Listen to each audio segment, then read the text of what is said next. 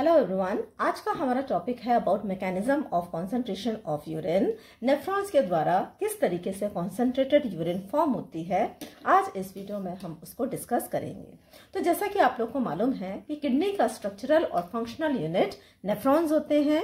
Nephron के basically दो part होते हैं, ऊपर वाला ग्लोमेरुलस और नीचे वाला रीनल ट्यूब्यूल। अब यूरिन फॉर्मेशन के बेसिकली 3 स्टेप्स होते हैं। पहला जो स्टेप है that is glomerular filtration, that means filtration of the blood into the Bowman's capsule, है ना। ये जो कप शेप्ड स्ट्रक्चर है, this is the Bowman's capsule. Afferent arteriole blood लेकर आता है, इफरेंट आर्टेरियोल ब्लड लेकर जाता है, लेकिन ये जो अफरेंट आर्टेरियोल है ये कैपिलरी टफ्ट में डिवाइड होता है, जिसको हम ग्लोमेरुलस बोलते हैं, है ना। अब इस ग्लोमेरुलस से फिल्टर होकर ब्लड बोमन्स कैप्सूल में आता है। The process is known as glomerular filtration. ठीक है, जिस रेट से ये फिल्ट्रेशन होता है उसको हम बोलते हैं glomerular filtration rate, which is about 125 ml पर मिनट या फिर 180 लीटर्स पर डे। ठीक है, तो 180 लीटर्स का per day glomerular filtration rate होता है। अब ये जो ग्लोमेरुलर फिल्ट्रेट है, इसमें से कुछ इंपॉर्टेंट सब्सटेंसेस जो कि बॉडी के लिए इंपॉर्टेंट हैं वो रीअब्जॉर्ब हो जाते हैं। जो चीजें हमारे बॉडी के लिए टॉक्सिक हैं, अनवांटेड हैं, वो अगेन रीनल ट्यूब्यूल के अंदर सिक्रीट हो जाती है ना। तो दो प्रोसेस यहाँ पे हो गए, सिलेक्टिव रीअब्जॉर्प्शन और तीसरा दैट इज ट्यूबुलर सिक्रीशन। इन 3 प्रोसेस के माध्यम से there is formation of urine. ठीक है, तो नॉर्मल यूरिन जो है basically it is 1.5 litres per day, that is the daily urine output. इसका मतलब 180 litres per day glomerular filtrate बनता है, जिसमें से 99% is again reabsorbed by the blood and only remaining 1.5 litres per day is excreted in the form of urine, है ना। तो urine output कितना होता है? 1.5 लीटर्स पर डे। अब अगर कोई ऐसी कंडीशन है जिसमें कि लो वाटर इनटेक हो रहा है, या डिहाइड्रेशन की कंडीशन है, या हॉट क्लाइमेट है, तो इस कंडीशन में जो यूरिन है इसको कॉन्सेंट्रेट होना पड़ेगा, है ना। क्यों कॉन्सेंट्रेट होना पड़ेगा? क्योंकि वाटर का इनटेक ज्यादा नहीं है। अब अगर हमारा नॉर्मल तरीके से यूरिन फॉर्मेशन का मैकेनिज्म होगा तो वाटर का बॉडी से लॉस होगा, लेकिन वाटर की तो क्या हो रही है? कमी हो रही है। तो बॉडी कुछ इस तरीके का एडजस्टमेंट करती है जिससे to conserve water and still remove waste from the body. कम वाटर के अंदर भी हमारे बॉडी के टॉक्सिक वेस्ट सब्सटेंसेस को बॉडी से बाहर एलिमिनेट किया जाता है। कहने का मतलब ये है कि इस कंडीशन में यूरिन को क्या करना पड़ेगा? कॉन्सेंट्रेट, है ना। तो हमारा जो टॉपिक है that is about how the nephrons concentrate the urine, और ये जो प्रोसेस होती है it takes place by the counter current mechanism. तो जब भी हम कॉन्सेंट्रेशन ऑफ यूरिन की बात करते हैं we are actually talking about the counter current mechanism. Okay, अब ये प्रोसेस होती कहां पे है? तो ये जो प्रोसेस होती है it take place in the juxtamedullary nephron. यहाँ आप डायग्राम देख रहे हैं, ये बाहर वाला पोर्शन रीनल कॉर्टेक्स है और ये अंदर वाला portion this is the renal medulla. अब यहाँ पर 2 तरीके के नेफ्रॉन्स प्रेजेंट होते हैं। One is the cortical nephron, जो कि कॉर्टेक्स की तरफ इनका ग्लोमेरुलस होता है, और जो लूप ऑफ हेनले है थोड़ा सा ये रीनल मेडुला के अंदर डिप करता है। दूसरा होते हैं जक्स्टामेडुलरी नेफ्रॉन, जिनका जो ग्लोमेरुलस है ये मेडुला के पास इन द इनर कॉर्टेक्स में ये प्रेजेंट होता है, और जो इनका लूप ऑफ हेनले है ये काफी डीप तक ट्रांसफर्स करता है इनटू द रीनल मेडुला। ठीक है, तो अब ये प्रोसेस कहां होगी? तो ये जो प्रोसेस होती है it take place in the juxtamedullary nephron. ठीक है, अब जैसा कि अभी बताया ये जो मैकेनिज्म है, mechanism is known as the counter current mechanism. इस मैकेनिज्म में हमको बेसिकली 3 एस्पेक्ट्स पर डिस्कशन करना है। पहला होता है काउंटर करंट मल्टीप्लायर, दूसरा होता है यूरिया का क्या रोल है इस पूरे मैकेनिज्म में, और तीसरा होता है काउंटर करंट एक्सचेंज सिस्टम, है ना। तो तीनों मैकेनिज्म अलग अलग पोर्शंस में होते हैं। जो काउंटर करंट मल्टीप्लायर सिस्टम है it take place in the loop of Henle, है ना। तो ये जो लूप ऑफ हेनले है यहाँ पर होगा counter current multiplier system. The role of जो यूरिया है it take place in the inner medulla and collecting duct, है ना। दिस इज, ये देखिए आप, this is the diagram of a nephron. ये ग्लोमेरुलस है, दिस इज बोमन्स कैप्सूल। ये जो पहला पोर्शन है this is proximal convoluted tubule, then loop of Henle, then this is DCT, और ये है कलेक्टिंग डक्ट। ठीक है। तो ये कहाँ होगा, ये होता है लूप ऑफ हेनले के अंदर, काउंटर करंट मल्टीप्लायर। दूसरा रोल ऑफ यूरिया होता है इनर मेडुला के अंदर। मेडुला को भी हम दो भागों में बांट देते हैं, ये आउटर मेडुला और ये इनर मेडुला। तो ये इनर मेडुला और कलेक्टिंग डक्ट के अंदर यूरिया का रोल होता है। काउंटर करंट एक्सचेंज सिस्टम भी होता है vasa recta. Now what is vasa recta? Vasa recta special type के कैपिलरी सिस्टम होता है जो कि जेक्स्ट्रा मेडुलरी नेफ्रॉन में होता है। ये जो लूप ऑफ हेनले है बिल्कुल ठीक इसी के बराबर में यू शेपेड कैपिलरीज होती हैं जिनको हम बोलते हैं वासा रेक्टे, है ना। तो ये बिल्कुल लूप को इस तरीके से सराउंड करने का काम करती हैं, ठीक है। अब अगर हम रिक्वायरमेंट देखें तो यूरिन को कॉन्सेंट्रेट करने के लिए बेसिकली 2 रिक्वायरमेंट्स हैं। पहली है development and maintenance of high osmolarity of medullary interstitium, है ना। ये वाला जो भाग होता है रीनल मेडुला का, इसको हम मेडुलरी इंटरस्टिशियम बोलते हैं। तो यहाँ पे हमको ऑस्मोलैरिटी को डेवलप करना है और मेंटेन करना है। दूसरा है high level of anti diuretic hormone, है ना। अगर यूरिन को कॉन्सेंट्रेट करना है तो there is a hormone that is anti diuretic hormone release from the posterior pituitary. इसका जो लेवल है ये भी हाई होना पड़ेगा। So first let us study about osmolarity. हम बार बार जो ऑस्मोलैरिटी वर्ड यूज कर रहे हैं तो बेसिकली ऑस्मोलैरिटी का मतलब क्या होता है ना। ऑस्मोलैरिटी का मतलब होता है concentration of solutes in solution. एक पर्टिकुलर सॉल्यूशन के अंदर कितने सॉल्यूट्स प्रेजेंट हैं, उनका कितना कॉन्सेंट्रेशन है, इसको हम बोलते हैं ऑस्मोलैरिटी, ठीक है। अब osmolarity is directly proportional to solutes and inversely proportional to solvent, है ना। अगर यहाँ पे सॉल्वेंट वाटर है, इसका मतलब ये है जितना ज्यादा सॉल्यूशन के अंदर सॉल्यूट का कॉन्सेंट्रेशन होगा उतनी ही ज्यादा उसकी ऑस्मोलैरिटी होगी। इन अदर वर्ड, सॉल्यूट अगर ज्यादा होंगे और सॉल्वेंट कम होगा तो सॉल्यूशन की ऑस्मोलैरिटी ज्यादा होगी, और अगर सॉल्यूट कम है और जो सॉल्वेंट यानी कि वाटर ज्यादा है तो उसकी जो ऑस्मोलैरिटी है कम होगी, ठीक है। तो ये आपको समझ में आ गया होगा।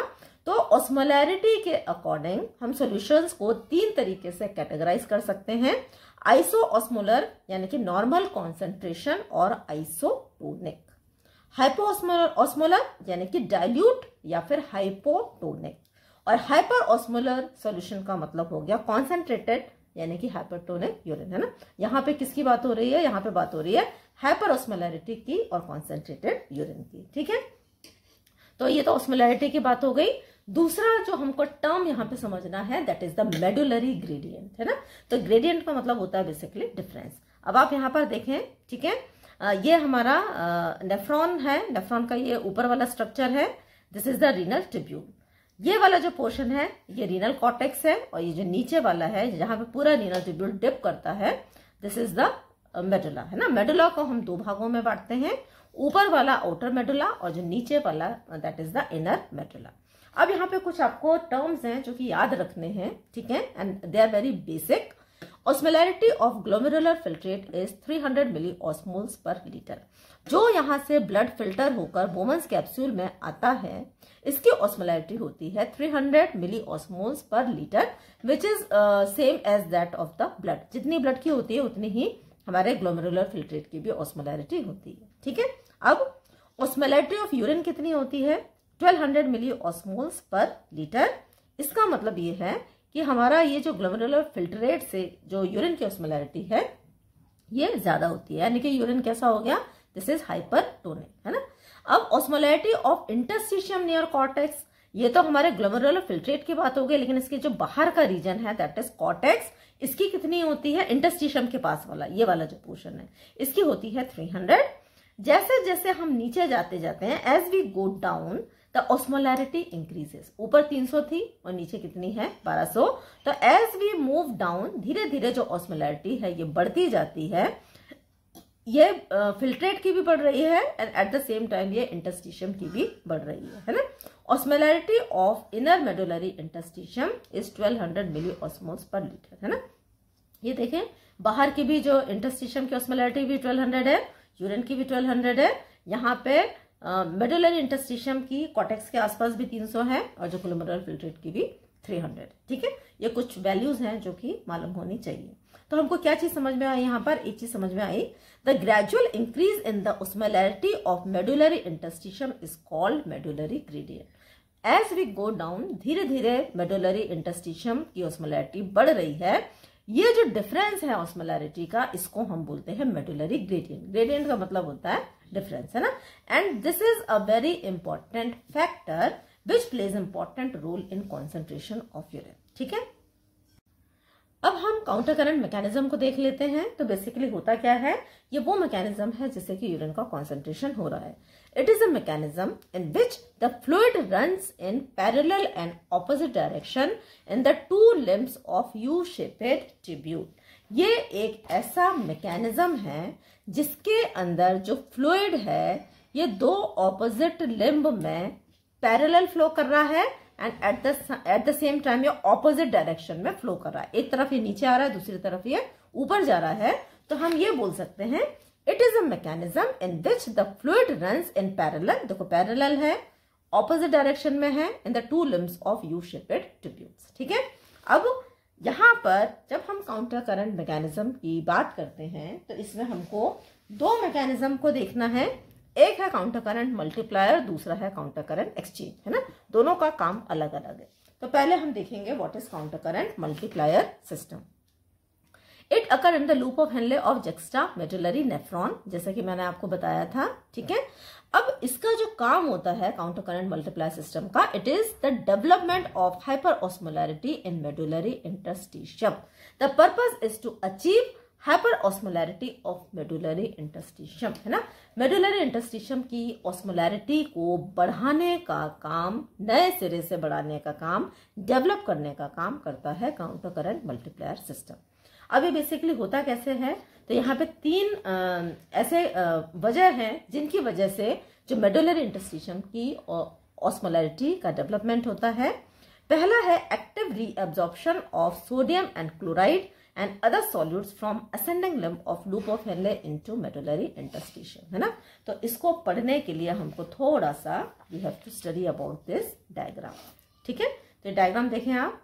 तो ये डायग्राम नेफ्रॉन का है, ये ग्लोमेरुलस है, afferent arteriole, efferent arteriole blood लेकर जाएगा। This is the Bowman's capsule, PCT, then U shaped loop of Henle, ये डिसेंडिंग लिम्ब, ये वाला इसका thick ascending limb, distal convoluted tubule, then connecting tubule and finally collecting duct। ठीक है, अब यहां पर देखें, हम ये कह रहे हैं कि ऐसे तीन मैकेनिज्म हैं जिसके माध्यम से ये जो मेडुलरी इंटरस्टिशियम है इसका कॉन्सेंट्रेशन ग्रेडियंट डेवलप होता है ना।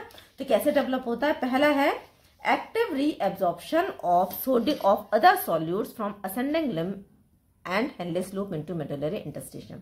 हमको ये मालूम है, रिमेंबर, जब हमने आई विल सजेस्ट यू कि आप इस वीडियो को देखने के पहले मैकेनिज्म ऑफ यूरिन फॉर्मेशन देखें तो आपको ज्यादा अच्छी तरीके से ये वीडियो समझ में आएगा, है ना। तो यहाँ पर आप देखें कि ये जो हमारी असेंडिंग लिम्ब है, it is permeable to solutes and impermeable to water. तो सॉल्यूट्स को तो ये पास होने देती है लेकिन वाटर को ये पास होने नहीं देती।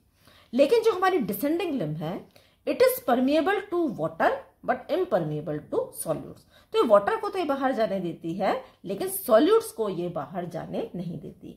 और यही एक इंपॉर्टेंट फिनोमेना है जो कि मेडुलरी इंटरस्टिशियम की ऑस्मोलैरिटी को बनाए रखने में हेल्प करता है ना। तो अब यहाँ पर देखें, तो जो पहला पॉइंट था हमारा, उसमें क्या था कि ascending limb of Henle's loop से सोडियम और क्लोराइड और सॉल्यूट्स का मेडुलरी इंटरस्टिशियम में क्या हो रहा है, ट्रांसपोर्ट हो रहा है। And remember ascending limb is impermeable to water, है ना। तो आप यहाँ पर देखें, ये जो हमारी ascending limb of loop of Henle है ये वाटर को पास होने नहीं देती, लेकिन यहाँ पर sodium potassium 2 chloride ion transporter चलता है जो कि इन सॉल्यूट्स को बाहर इंटरस्टिशियम के अंदर ट्रांसपोर्ट करता है। ठीक है, तो जब यहाँ से सॉल्यूट्स बाहर आएंगे बेसिकली, तो यहाँ पे क्या होने होगा, यहाँ पे डाइल्यूशन होने लगेगा। ठीक है, दूसरा जो हमने पॉइंट जो कि हमको याद रखना है यहाँ पे, that is the passive reabsorption of water from the descending limb of loop of Henle. Remember, descending limb is impermeable to solutes, है ना। अब हम क्या बात कर रहे हैं, हम ये बात कर रहे हैं कि ये जो डिसेंडिंग लिम्ब है ये सॉल्यूट्स के लिए परमिएबल नहीं है लेकिन वाटर के लिए परमिएबल है। तो वाटर इन सेगमेंट्स में से डिसेंडिंग लिम्ब से निकलकर कहाँ आता है, इनटू द इंटरस्टिशियम। तो जब फिल्ट्रेट में से वाटर निकलेगा तो धीरे धीरे करके ये जो रीनल ट्यूब्यूल जो फिल्ट्रेट है इसका जो कॉन्सेंट्रेशन क्या होता जाएगा, ये बढ़ता जाएगा और base of loop of Henley में ये ज्यादा से ज्यादा कॉन्सेंट्रेटेड हो जाएगा। ठीक है, तो ये तो दो फैक्टर हो गए। तीसरा जो फैक्टर है that is the length of nephron. Longer the nephron the more will be the hypertonic medullary interstitium, है ना। जितना ज्यादा लेंथ होगी नेफ्रॉन की, ठीक है, उतना ही ज्यादा वाटर निकलेगा, उतना ही ज्यादा सॉल्यूट्स बाहर आएंगे, जिसकी वजह से जो इंटरस्टिशियम है उसकी जो ऑस्मोलैरिटी है ये बढ़ती चली जाएगी, है ना। तो ये तीन फैक्टर्स हैं जो कि development of hyper osmolarity of medullary interstitium के लिए रिस्पॉन्सिबल होते हैं। ठीक है, the movement of solute for the first time from ascending limb of loop of Henle into the medullary interstitium create a small medullary concentration gradient, जिसको हम single effect बोलते हैं, and it is increase in 200 milli osmoles, है ना। इसको हमको थोड़ा सा समझना पड़ेगा। ठीक है, मान लीजिए दिस इज, ठीक है, ये डिसेंडिंग लिम्ब है लूप ऑफ हेनले की और ये असेंडिंग लिम्ब है, this is loop of Henle, है ना। यहां पर जो फिल्ट्रेट से हमारी ऑस्मोलैरिटी थी ये 300 थी, इंटरस्टिशियम की भी 300 है और ये जो असेंडिंग लिम्ब है इसकी भी 300 है ना। यहां पर हम स्टार्टिंग का मैकेनिज्म एक हाइपोथेटिकल सिचुएशन को समझ रहे हैं। ठीक है, अब जैसे जैसे जो thick ascending limb of loop of Henle है इसमें से सोडियम आयंस, पोटेशियम आयंस और 2 क्लोराइड आयंस ये बाहर आने लगेंगे, दैट मीन्स सॉल्यूट बाहर आने लगेगा, तो इसकी जो ऑस्मोलैरिटी है बेसिकली ये कम होती जाएगी। तो ये क्या हो गई, ये हो गई 200 और इसकी ऑस्मोलैरिटी क्या हो गई, ये बढ़ेगी, है ना, 400। ठीक है, तो यहां पर नेट कितना डिफरेंस आ गया, 200 मिली ऑस्मोल्स का। इसको हम बोलते हैं सिंगल इफेक्ट। ठीक है, तो अब यहां पर आप देखें, जब यहां पे कॉन्सेंट्रेशन बढ़ जाएगा और यहां पे कॉन्सेंट्रेशन क्या है, यहां पे 300 है, यहां पर 400 है ना, तो यहां से वाटर अब इन सेगमेंट्स में से निकल कर बाहर आने लगेगा और जब इन सेगमेंट्स में से वाटर निकल कर बाहर आएगा तो धीरे धीरे इनकी जो ऑस्मोलैरिटी है 400, 600 और बॉटम तक आते आते इट बिकम्स 1200, है ना। तो यहां पर एक तरफ क्या हो रहा है, सॉल्यूट्स बाहर आ रहे हैं असेंडिंग लिम्ब से और डिसेंडिंग लिम्ब से वाटर बाहर आ रहा है, जिसकी वजह से ये जो ग्रेडियंट डेवलप होता है, जब ये फर्स्ट टाइम डेवलप होता है तो इसको हम बोलते हैं सिंगल इफेक्ट। लेकिन as the fluid pass from descending limb due to concentration gradient, passive movement of water take place in the medullary interstitium, है ना। अब डिसेंडिंग लिम्ब से जब वाटर बार बार जाता जाएगा और जब ये साइकिल रिपीट होती रहेगी तो इस मल्टीप्लीकेशन ऑफ सिंगल इफेक्ट की वजह से इसको हम क्या बोलते हैं, counter current multiplier system. Counter current क्यों बोल रहे हैं, क्योंकि दो फ्लूइड ऑपोजिट डायरेक्शन में रन कर रहे हैं। मल्टीप्लायर क्यों बोल रहे हैं, क्योंकि every time the cycle repeat there is increase in, है ना, जितनी बार ये जो साइकिल रिपीट होगी धीरे धीरे करके जो एट द बॉटम अगर हम आएंगे तो जो ऑस्मोलैरिटी है ये बढ़ती चली जाएगी, ये फिल्ट्रेट की भी बढ़ेगी and at the same time ये जो इंटरस्टिशियम है इसकी भी बढ़ेगी, है ना। तो medullary osmolarity reaches 1200 milli osmoles. तो अब आप यहां पर ये डायग्राम देखें, ठीक है, प्लाज्मा का, ठीक है, कितना होता है osmolarity 300 milli osmoles. Glomerular filtrate की भी लगभग उतनी ही होती है, तो हम ये बोल सकते हैं कि इट इज आइसोऑस्मोटिक। ठीक है, ये जो फिल्ट्रेट की ऑस्मोलैरिटी है it is isoosmotic to that of plasma. अब पीसीटी के अंदर भी बहुत ज्यादा चेंज इसलिए नहीं आता क्योंकि जितने सॉल्यूट बाहर जाते हैं उतना ही वाटर भी रीअब्सॉर्ब होता है, तो ऑस्मोलैरिटी में ज्यादा कुछ फर्क पीसीटी के अंदर नहीं देखने को मिलता। पीसीटी में भी इट इज 300। जब हम डिसेंडिंग लिम्ब में जाते हैं तो डिसेंडिंग लिम्ब में as we descend down osmolarity 300 से बढ़ते हुए 1200 तक आ जाती है, क्योंकि वाटर इन सेगमेंट्स में से रीअब्सॉर्ब होता है इनटू द ब्लड। ठीक है, तो यहां पर आप देखें 400 हुई, फिर 600 हुई और बॉटम तक आते आते it becomes concentrated and hyper osmotic. ठीक है, ये जो फिल्ट्रेट है इट बिकम्स 1200 मिली ऑस्मोल्स। जब हम थिक असेंडिंग लिम्ब पे आते हैं तो सॉल्यूट का रीअब्सॉर्प्शन होने लगता है और सॉल्यूट जब रीअब्सॉर्ब हो गया तो ऑस्मोलैरिटी फिर धीरे धीरे कम होने लगती है और ऊपर आते आते अर्ली डीसीटी में जो ऑस्मोलैरिटी है ये लगभग हो जाती है 150 मिली ऑस्मोल्स पर लीटर। ठीक है, अब लेट डीसीटी और कलेक्टिंग डक्ट में, ठीक है, दो चीजें होती हैं, एक तो एंटी डायरेक्टिक हार्मोन की प्रेजेंस में और एब्सेंस में। तो अगर हम एब्सेंस की बात करें, अगर एंटी डायरेक्टिक हार्मोन नहीं है तो इन सेगमेंट्स में से भी सोडियम क्लोराइड का रीएब्जॉर्प्शन होता रहता है, और जब सोडियम क्लोराइड बाहर जाएगा तो अल्टीमेटली जो यूरिन कैसी फॉर्म होती है, यूरिन इज डाइल्यूट, है ना। इस डायग्राम में तो हमने कॉन्सेंट्रेटेड को शो किया है, ठीक है। तो यूरिन बिकम्स डाइल्यूट, है ना। इसको हम एटीएच का रोल हम अभी थोड़ी देर से डिस्कस करते हैं, है ना। तो ये तो था हमारा काउंटर करंट मल्टीप्लायर सिस्टम। दूसरा जो हमारा मैकेनिज्म है that is the counter current exchange system, जो कि कहाँ होता है, it take place in the vasa recta, है ना। हमने स्टार्टिंग में देखा था, ठीक है। This is the renal tubule, loop of Henle, और इसी के पास में यहाँ पे यू शेप की लूप होता है, जिसको कैपिलरी लूप होता है, जिसको हम बोलते हैं वासा रेक्टे, ठीक है। तो यहाँ वासा रेक्टे की खास बात यह है कि जो वासा रेक्टे के थ्रू ब्लड का फ्लो होता है ये स्लो होता है, और जो वासा रेक्टे है ये एक काउंटर करंट एक्सचेंजर में हेल्प करने का काम करता है। कैसे काम करता है हम इसको समझते हैं थोड़ा सा, देखिए। ये हमारी रीनल ट्यूब्यूल है, ठीक है, और मान लीजिए ये हमारी ब्लड वेसल है ना। मान लीजिए हमारी जो ब्लड वेसल है ये स्ट्रेट होती है, ठीक है।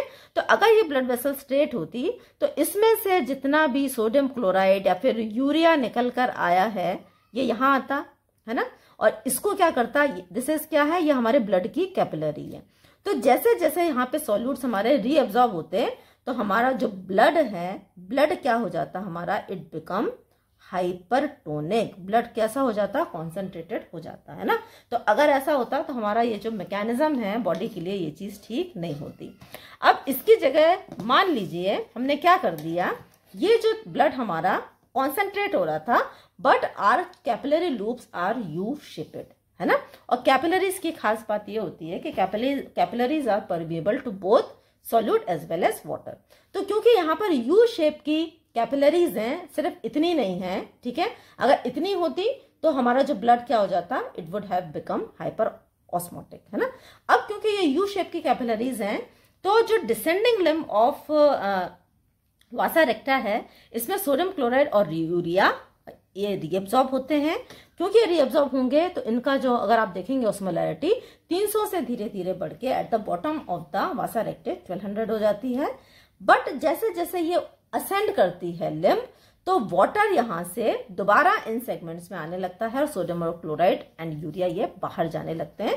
तो अगेन ऑस्मोलैरिटी धीरे धीरे करके कम हो जाती है, थोड़ी सी ज्यादा होती है in comparison to the descending limb, लेकिन बहुत ज्यादा डिफरेंस दोनों में नहीं होता, है ना। तो ये जो मैकेनिज्म है that is NaCl and urea are exchange for water between ascending and descending limb of vasa recta, इसलिए हम इसको काउंटर करंट एक्सचेंजर कहते हैं, है ना। और इसका पर्पस क्या होता है, इसका पर्पस होता है ये जो मेडुलरी इंटरस्टिशियम हमारा बना है इसको मेंटेन करना। अब इस पूरे मैकेनिज्म के अंदर यूरिया का क्या रोल है, तो यूरिया का एक बहुत इंपॉर्टेंट रोल है जिसको हम यूरिया रिसाइक्लिंग के नाम से पढ़ते हैं, है ना। तो 40 से 50% of the hyper osmolarity of medullary interstitium is contributed bye urea. Now can you imagine that, हम ये कह रहे हैं कि ये जो मेडुलरी ऑस्मोलैरिटी है इसमें 50% से लेके 40% योगदान किसका है, यूरिया का है ना। तो कैसे होता है ये देखिए आप, इसमें 50% जो यूरिया है पीसीटी के द्वारा अब्सॉर्ब होता है और जो 50% यूरिया है ये लूप ऑफ हेनले के द्वारा ये इट इज सिक्रीटेड, ठीक है। अब जो कलेक्टिंग डक्ट है हमारी, यहाँ पे कलेक्टिंग डक्ट है, normally it is impermeable to urea, ये यूरिया को परमिएट करने नहीं देती, लेकिन एंटी डायरेक्टिक हार्मोन की प्रेजेंस में ये जो कलेक्टिंग डक्ट है they become permeable to urea, है ना। तो परमिएबल हो गई। तो नाउ अब यूरिया इन सेगमेंट्स में से निकलकर, कलेक्टिंग डक्ट से निकलकर कहाँ आ गया, into the medullary interstitium.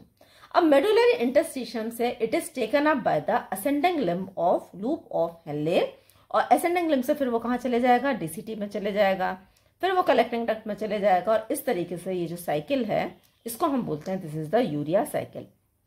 Purpose क्या है इसका, यूरिया साइकिल का पर्पस है कि ये जो मेडुला की जो इंटरस्टिशियम की ऑस्मोलैरिटी है इसमें ये लगभग 40 से 50% कंट्रीब्यूट करता है, ठीक है।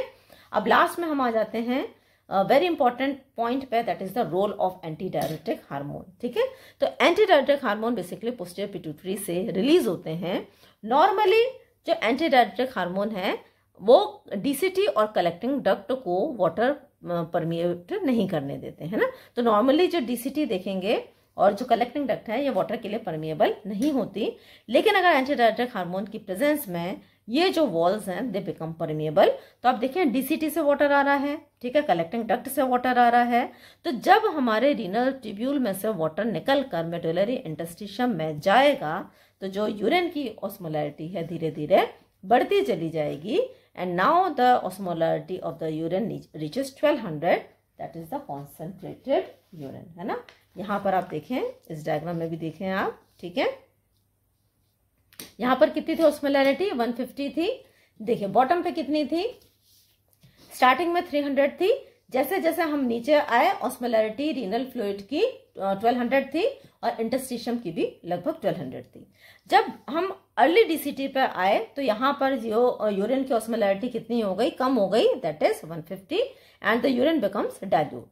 अब ये जो अगर यही यूरिन पास हो जाती अगर एंटी डायरेटिक हार्मोन प्रेजेंट नहीं होता, है ना, लेकिन एंटी डायरेटिक हार्मोन ने डीसीटी की वॉल्स को और कलेक्टिंग डक्ट की वॉल्स को परमिएबल बना दिया, तो वाटर इन सेगमेंट्स में से निकल कर बाहर आ गया, एंड नाउ धीरे धीरे जो ये 150 था ऑस्मोलैरिटी फिर से बढ़ने लगी, बढ़ते बढ़ते कितनी आ गई, 1200, है ना। तो 1200 क्या है, 1200 it is the concentrated urine. अगर हम इस टॉपिक को कंक्लूड करें तो यूरिन को कॉन्सेंट्रेट करने का जो मैकेनिज्म है इसको हम काउंटर करंट मैकेनिज्म बोलते हैं। ये मैकेनिज्म जक्स्ट्रा मेडुलरी नेफ्रॉन के अंदर होता है। इस मैकेनिज्म के अंदर हमको 3 पॉइंट्स डिस्कस करने हैं, counter current multiplier system, role of urea and counter current exchange system, है ना। लेकिन इसके साथ साथ में हमको ऑस्मोलैरिटी क्या होती है, ठीक है, and what do you mean by hypoosmolar, hyper osmolar, isoosmolar, ये मालूम होना चाहिए। मेडुलरी ग्रेडियंट क्या होता है, 300 ग्लोमेरुलर फिल्ट्रेट का भी, और renal interstitium near renal cortex, है ना। और अगर हम इनर मेडुला में देखें तो यूरिन का भी 1200 और जो मेडुलरी इंटरस्टिशियम का भी 1200, है ना। दोनों का जो डिफरेंस होता है इसको हम बोलते हैं मेडुलरी ग्रेडियंट, है ना। फिर हमने पढ़ा काउंटर करंट मैकेनिज्म को, जिसमें कि जो दो फ्लूइड हैं आपस में ऑपोजिट डायरेक्शन में फ्लो कर रहे हैं, ठीक है। काउंटर करंट मल्टीप्लायर सिस्टम नए सिरे से मेडुलरी इंटरस्टिशियम की हाइपरऑस्मोलैरिटी को बनाता है, और इसको जो बनाने का तरीका है बेसिकली 3 इसके तरीके होते हैं बनाने के। पहला है जो सॉल्यूट्स हैं उनका असेंडिंग लिम्ब से बाहर जाना, दूसरा है डिसेंडिंग लिम्ब से वाटर का बाहर जाना, और जो तीसरा है जो लूप ऑफ हेनले है हमारा, ये काफी लॉन्ग होता है जिससे कि इंटरस्टिशियम की ऑस्मोलैरिटी बनने में ये हेल्प करता है ना। तो हमने काउंटर करंट मल्टीप्लायर सिस्टम को पढ़ा, ठीक है। उसके बाद में हमने थोड़ा सा इसके बारे में पढ़ा कि कुछ वैल्यूज हैं जो कि आपको मालूम होनी चाहिए। प्लाज्मा की ऑस्मोलैरिटी कितनी है, जैसे जैसे हम नीचे जा रहे हैं ऑस्मोलैरिटी बढ़ती जा रही है। एब्सेंस ऑफ एडीएच में डायल्यूट यूरिन फॉर्म होगी, लेकिन अगर एडीएच प्रेजेंट होगा तो वाटर इन सेगमेंट्स में से डीसीटी कलेक्टिंग डक्ट में से बाहर निकलेंगे, and as a result urine will become concentrated, ठीक है। फिर हमने उसके बाद में काउंटर करंट एक्सचेंज मैकेनिज्म के बारे में पढ़ा, जिसमें हमने ये पढ़ा कि क्योंकि हमारे जो ब्लड वेसल्स हैं जक्स्ट्रा मेडुलरी नेफ्रॉन के, ये यू शेपेड हैं, इसीलिए जो इंटरस्टिशियम की ऑस्मोलैरिटी को ये मेंटेन करने में हेल्प करते हैं। एक तरफ से ये सॉल्यूट्स को रीअब्जॉर्ब करते हैं और दूसरी तरफ से ये सॉल्यूट्स को बाहर अगेन इंटरस्टिशियम के अंदर ट्रांसमिट करते हैं। और क्योंकि ये यहाँ पर भी असेंडिंग और डिसेंडिंग लिम्ब में ऑपोजिट हो रहा है, इसलिए हम इसको काउंटर करंट एक्सचेंजर बोलते हैं, है ना। तो यहाँ पर सोडियम क्लोराइड और यूरिया ये एक्सचेंज होते हैं, they are exchange for the water, ठीक है। और लास्ट में हमने देखा कि ये जो यूरिया है इसका भी अपना एक रोल है मेडुला की इंटरस्टिशियम की ऑस्मोलैरिटी को बनाए रखने के लिए, क्योंकि ये जो यूरिया है कलेक्टिंग डक्ट से निकल कर ये इंटरस्टिशियम में आता है again in the presence of anti diuretic hormone, और ये 40 से 50% इंटरस्टिशियम की ऑस्मोलैरिटी को कंट्रीब्यूट करता है। And lastly anti diuretic hormone है, ये डीसीटी और कलेक्टिंग डक्ट को परमेबल बनाते हैं, वाटर यहाँ से रीअब्सॉर्ब होता है and the urine becomes concentrated. तो ये था हमारा आज का video. I hope you have understood this topic. अगर आपको वीडियो पसंद आया है तो वीडियो को लाइक करें, चैनल को सब्सक्राइब करें, वीडियो को शेयर करें। Thanks for watching.